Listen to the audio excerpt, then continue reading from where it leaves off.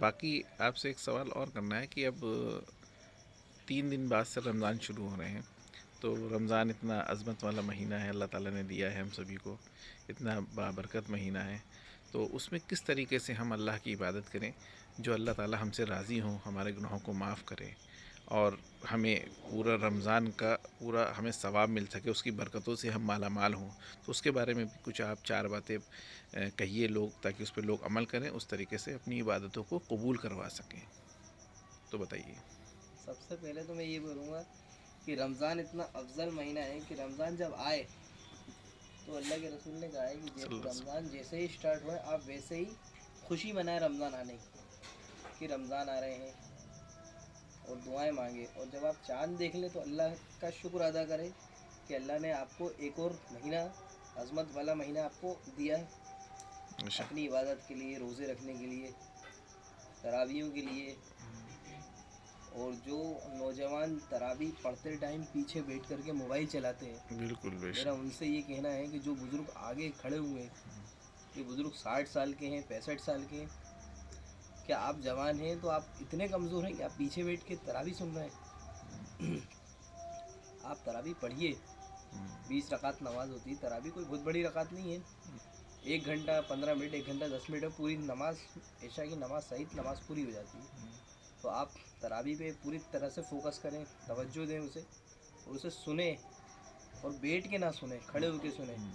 یہ ہماری جو قوم ہے، جو ہماری قوم کے جو نوجوان لڑکے ہیں، ادھکتر 20 سے 25 سال کی عمر کے جتنے لڑکے ہیں، یہ سب پیچھے بیٹھ کے موبائل چلا رہے ہیں، 2 4 گروپ بنا کے بیٹھے ہیں، دھیرے دھیرے باتیں کر رہے ہیں، ایسے ایسے دھیرے سے ہنستے ہیں. اور بالکل اس صحیح سے کہہ رہے اور جو چھوٹے بچے ہوتے ہیں، جو 10 12 سال کے بچے ہوتے ہیں، ان پہ اثر پڑتا ہے. ارے یہ بھی تو بیٹھے ہوئے، تو ہم بھی بیٹھ جائیں. تو مسجد کے آدھا حصہ ہمیں خالی دکھتا ہے، صرف آدھے حصے میں نماز ہوتی ہے. اور روزے کو جو لوگ ہلکے میں لیتے ہیں کہ ارے یار میں گٹکا کھاتا ہوں، مجھ سے روزہ نہیں رکھتے بنتا، یہ مجھے بیڑی کی طلب ہے.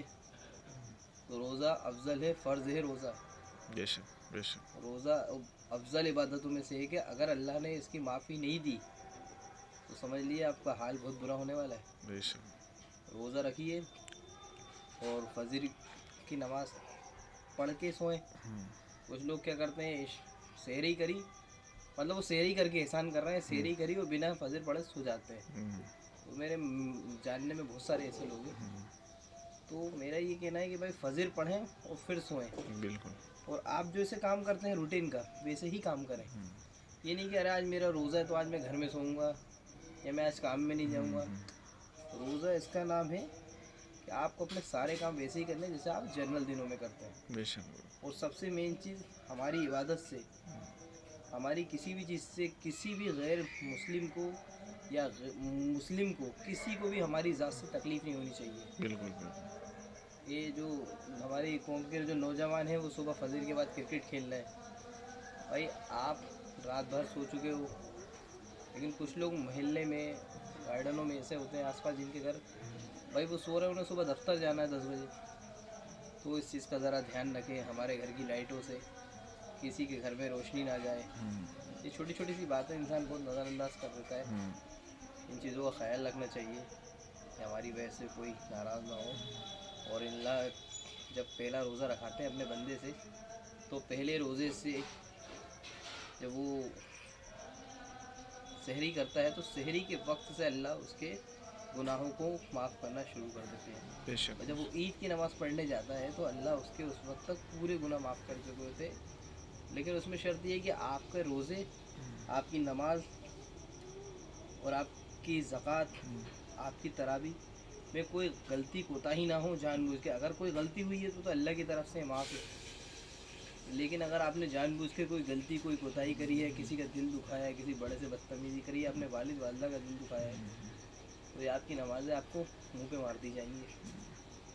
کسی کام کی نہیں، یہ نماز آپ فاقے کر رہے ہیں. بے شک. تو جو لوگ اچھے سے روزہ رکھیں گے ان سے میں یہی کہنا چاہتا ہوں، اپنے والد والدہ کی عزت کریں، اپنے بھائیوں کی عزت کریں، بچوں سے محبت سے بات کریں. نہیں کہ میرا غصہ ہے تو کسی پہ بھی غصہ اتار دیا، راستے چلتے رکشے والے پہ غصہ اتار دیا. صحیح بھلے ہی وہ کہنا. غیر مسلم ہے تو کیا ہوا، وہ بالکل انسان نہیں ہے. بالکل بالکل. سب کو درد ہوتا ہے، سب کے پاس دل ہے. تو ان چیزوں کا خاص دھیان رکھیں.